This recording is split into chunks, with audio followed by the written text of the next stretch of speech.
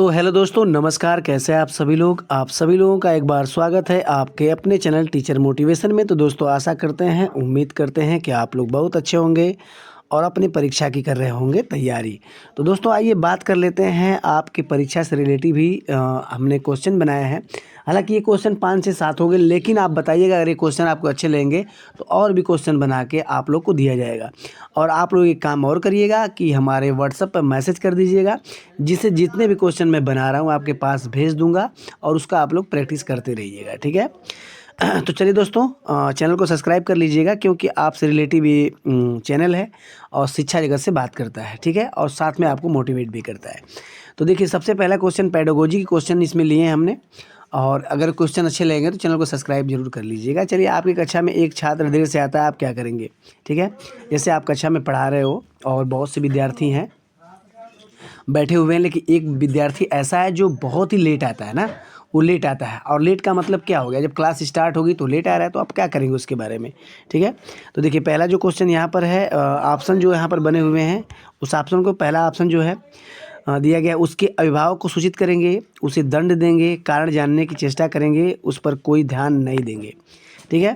तो देखिए दोस्तों, सबसे पहले जो पेडागोजी हल करने वाले बच्चे होते हैं उन्हें तो आंसर पता चल जाता है। जो पहली बार बच्चे होते हैं, जो पहले सीटेट अभी कभी परीक्षा नहीं दिए होते हैं, तो उन्हें होती है समस्या कि आखिर इसमें क्या करें। तो वो लोग डायरेक्ट क्या करते हैं, उसके अभिभावक को सूचित करने की बात करते हैं। ठीक है।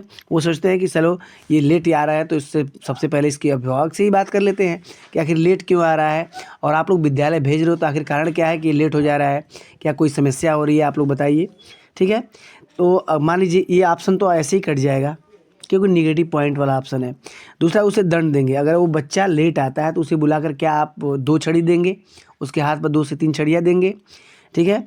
चलो, अब से तीसरा जो है, कारण जानने की चेष्टा करेंगे कि भी आप बुलाएंगे, उसको बुलाने के बाद बताओ कारण क्या है, लेट क्यों आ रहे हो, क्या समस्या है, कोई रास्ते में समस्या हुई थी, या फिर आपके घर वालों ने कोई समस्या की, फिर घर वाले आपको तैयार जल्दी नहीं किए। तो कारण जानने की चेष्टा करेंगे, उसके बाद उस पर कोई ध्यान नहीं देंगे।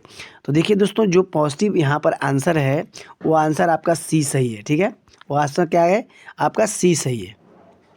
चलिए, नेक्स्ट क्वेश्चन, यदि तुम्हें डलिया भरकर आम दे दिया जाए तो तुम क्या करोगे? जैसे मान लो जो आप एक बच्चे हो, ठीक है, और एक डाली मतलब ले लीजिए, उस डाली में कच्चा आम है, पका हुआ आम जब 2 से 4 किलो में तुम समझ लीजिए, उसमें आपको दे दिया जाता है, तो सबसे पहले आपकी प्रतिक्रिया क्या होगी? ठीक है। तो बच्चों की मौखिक परीक्षा लेंगे। अब आप आम देते हो तो उसका दायित्व तो क्या बन रहा है? ठीक है। तो क्या बच्चों की परीक्षा, मौखिक परीक्षा लेंगे, बच्चों की गणित की ओर प्रवृत्त करना चाहते हैं, बच्चों को नए शब्दों से परिचित कराना चाहते हैं, बच्चों के अनुभव और चिंतन का स्थान देंगे। तो बताइए इसमें क्या सही हो सकता है? अगर आप बच्चे को डलिया भरकर आम देते हो तो आपका ये दायित्व तो क्या बनता है? ठीक है। क्या बच्चों की मौखिक परीक्षा लेंगे, क्या बच्चों की गणित की ओर प्रवृत्त करना है, क्या बच्चों को नए शब्दों से परिचित करना है? तो देखिए, इसमें दो ऑप्शन तो देखो, जब क्वेश्चन हाल में बैठो तो सबसे पहले आप क्वेश्चन पढ़ो, उसके बाद जो ऑप्शन आपको गलत लगता है उसे काट दो। जैसे बच्चों को मौखिक परीक्षा लेंगे, तो गलत हो जाएगा। फिर दूसरा, बच्चों को नए शब्दों से परिचित कराना, ये भी गलत है। अब बच गया 2, कौन सा? बच्चों की गणित की ओर प्रवृत्त करना, बच्चों के अनुभव और चिंतन को स्थान देंगे। तो बताइए क्या सही होगा? क्या सही होगा? तो देखिए, जब आप ये जो पहला जो इसमें दिया गया है ये वाला, तो इससे रिलेटिव जो है आपका, ये तो गलत हो गया, ये गलत ही है। ये वाले दोनों मिल रहे हैं। ठीक है। बच्चों गणित की ओर प्रवृत्त करना, बच्चों के अनुभव और चिंतन को स्थान देना। तो या बच्चों की गणित की ओर प्रवृत्त कर रहे हैं ना, तो ये अनुभव से ही रिलेटिव है। इससे सबसे बेस्ट जो इसमें आंसर सही हो जाएगा वो हो जाएगा आपका 4 नंबर का। ठीक है। कौन सा हो जाएगा? वो हो जाएगा आपका 4 नंबर, बच्चों के अनुभव और चिंतन को स्थान देना। चलिए ठीक है, नेक्स्ट क्वेश्चन देखते हैं। प्रतिभाशाली होने का संकेत नहीं है, इसमें बताइए जो बच्चे होते हैं प्रतिभाशाली, मैं तो आपको हालांकि क्वेश्चन मैं क्लास नहीं करवाया हूँ, लेकिन बहुत से टीचर्स ऐसे जो क्लास किए होंगे तो आपको पता होगा प्रतिभाशाली जो बच्चों की आईक्यू होती है वो कितनी होती है। तो प्रतिभाशाली बच्चे की जो आईक्यू होती है 140 प्लस होती है। ठीक है। और सामान्य बुद्धि की जो कितनी होती है, ये होती है 90। ठीक है, 90 से 110 के बीच होती है, इतना जानिएगा। बाकी आगे देखिए, प्रतिभाशाली होने का संकेत नहीं है, तो क्या इसमें संकेत नहीं है? तो देखिए, सृजनात्मक विचार, अभिव्यक्ति में नवीनता, दूसरों के साथ झगड़ा और जिज्ञासा। तो देखिए इसमें निगेटिव खोजना है आपको। तो झगड़ा वगड़ा जो होता है ना, ये पेडागोजी में बहुत ही निगेटिव पॉइंट रखता है। तो यहाँ से आपका जो सही हो जाएगा वो दूसरों के साथ झगड़ा करना आपका सही हो जाएगा। आगे देखिए, क्वेश्चन पढ़िए, आप लोग आंसर देते रहिए। आगे देखिए, भाषा में आकलन का प्रयोग मुख्यतः के लिए होना चाहिए। मतलब भाषा में जो आकलन है उसका प्रयोग मुख्यतः किस लिए होना चाहिए। ठीक है, तो यहाँ पे 4 ऑप्शन है। बच्चों का भाषा सौंदर्य परीक्षण, दूसरा है बच्चों के भाषा प्रयोग की क्षमता, तीसरा है भाषा के उच्च ज्ञान का परीक्षण, और चौथा है भाषा की पाठचर्या के स्तर। अब आप बताइए इसमें क्या सही हो सकता है। पहला ऑप्शन जो बच्चों का है, बच्चों का भाषा सौंदर्य परीक्षण, क्योंकि ये देखिए मिक्स क्वेश्चन लिया गया है, कुछ गणित से भी लिया गया है, कुछ सीडीपी से भी लिया गया है, कुछ भाषा से भी लिया गया है, तो ये थोड़ा सा ध्यान दीजिएगा। तो बच्चे का भाषा सौंदर्य परीक्षण, बच्चों की भाषा प्रयोग की क्षमता, भाषा के उच्च ज्ञान का परीक्षण। अब देखिए इसमें जो गलत ऑप्शन है उसको काटना तुरंत चालू कर दीजिए। ठीक है, जैसे उच्च ज्ञान का परीक्षण तो ये कट जाएगा। भाषा की पाठचर्या के प्रयोग स्तर ये भी आपका कट जाएगा। अब बच गया 2, बच्चों का भाषा सौंदर्य परीक्षण, बच्चों के भाषा प्रयोग की क्षमता। तो देखिए ये भी कट गया। इस तरह बच गया आपका ऑप्शन जो सही है, क्योंकि बच्चा जो है वो किसी भी क्लास में पढ़ता हो, सबसे पहले उसका मुख्य दायित्व यही होगा कि वो भाषा को किस तरह प्रयोग कर रहा है, किस तरह अभिव्यक्त कर रहा है। ठीक है, आगे देखिए नेक्स्ट क्वेश्चन, रचनात्मक आकलन का सबसे सही तरीका क्या होगा। जो रचनात्मक आकलन जो होता है ये भी देखिए लैंग्वेज से ही है, तो उसमें सही तरीका क्या हो सकता है। कहानी पढ़कर प्रश्न के उत्तर दो, कहानी पढ़कर प्रश्न बनाओ, कहानी पढ़कर कोई 3 मिश्रित वाक्य छांटो, कहानी पढ़कर 5 मुहावरे छांटो। बताइए इसमें क्या से होता है। रचनात्मक आकलन पूछ रहा है, आपको बताना है।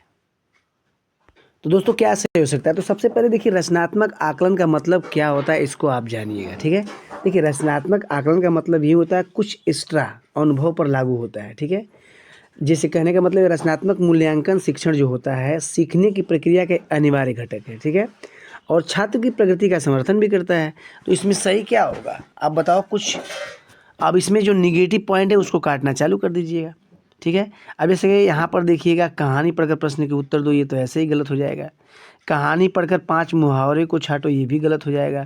अब बच गया 2, कहानी पढ़कर प्रश्न बनाओ, कहानी पढ़कर कोई 3 मिश्रित वाक्य छांटो। अब बताओ क्या से होता है। जानते हो ना जब मूल्यांकन आप करोगे तो उसमें क्या हो सकता है, क्या हो सकता है बताइए। तो यहाँ पर देखिए सबसे अच्छा जो है विकल्प वो आपका सी सही हो जाएगा। ठीक है, आगे देखिए नेक्स्ट क्वेश्चन, बच्चों की भाषाई क्षमता को क्रमिक प्रगति के बारे में बताने के लिए सर्वाधिक मदद करता है।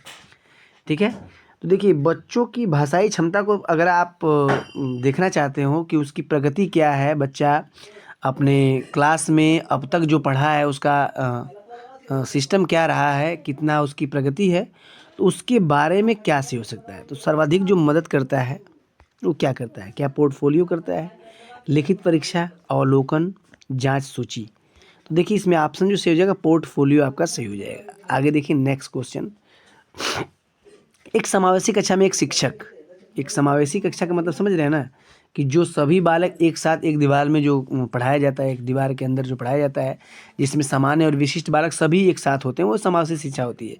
अब उसमें व्यक्तिगत योजना सर्वाधिक मदद करता है। ठीक है, क्या तैयारी नहीं करनी चाहिए, कभी कभार तैयारी करनी चाहिए, को सक्रिय रूप से तैयार करना चाहिए, कि तैयारी को बाधित करना चाहिए। बताइए कैसे होगा।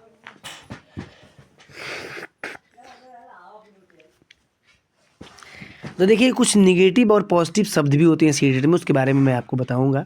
सबसे पहले आप जानिएगा सक्रिय। देखिए ये सक्रिय जो शब्द है यहाँ पर देख रहे हैं ये पॉजिटिव होता है। ठीक है, ये बात जरूर ध्यान रखिएगा। मैं निगेटिव पॉजिटिव शब्द के बारे में बता दूंगा आपको। यहाँ पर देखिए तैयारी नहीं करनी चाहिए, तो ये तो ऐसे ही कट जाएगा। कभी कभार तैयारी, कभी कभार तो ऐसे कट जाएगा। कभी की तैयारी को बाधित, तो बाधित निगेटिव है। पॉजिटिव पूछा गया तो सीधे आपका आंसर जो सही हो जाएगा वो हो जाएगा 3 नंबर का ऑप्शन सही हो जाएगा। ठीक है, तो ये हो गया। तो दोस्तों ये मैंने 7 क्वेश्चन आज बनाया था। इसमें क्वेश्चन अगर आपको अच्छे लग रहे हैं तो ज़रूर चैनल को सब्सक्राइब करिएगा। मगर ये बताइए कि क्या और भी क्वेश्चन बनाए तो मैं बनाऊंगा ज़रूर। आज के लिए इतना ही, अगली वीडियो मिलते हैं। धन्यवाद।